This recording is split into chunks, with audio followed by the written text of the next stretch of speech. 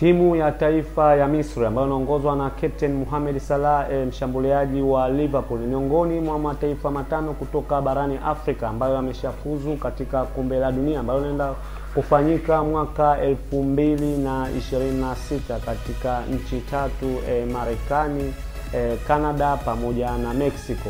Kwa hiyo miongoni mwa timu nyingine hizo tano ambazo zimefuzu katika kombe la dunia, basi ni ya kwanza ni Morocco, ya pili ndo ni Misri, ya tatu ni Algeria, ya nne ni Ghana na ya tano ni Tunisia.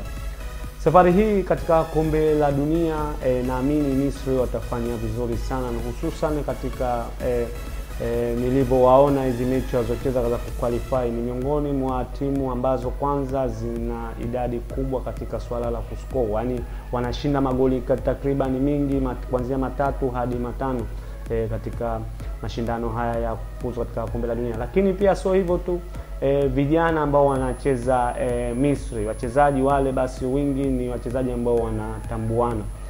Lakini taifa jingine ambalo unaliangalia kwa macho makali basi ni Morocco pamoja na Ghana. Ghana na Morocco, basi wingi tunafahamu kama Morocco ni miongoni mwa mataifa ambayo yapo vizuri kwenye swala la vipaji na wachezaji wa mpira. Na pia Ghana safari hii nao ni timu ambayo imekuja kwa kasi sana, hususan kwenye swala la kushambulia. Ni wananivutia sana katika aina ya mpira wanaocheza. Kwa hiyo nategemea safari hii mataifa ambayo yameenda kucheza kombe la dunia basi nategemea watafanya makubwa sana. Bwana, hii ni HSM Sport na mimi ni HSM.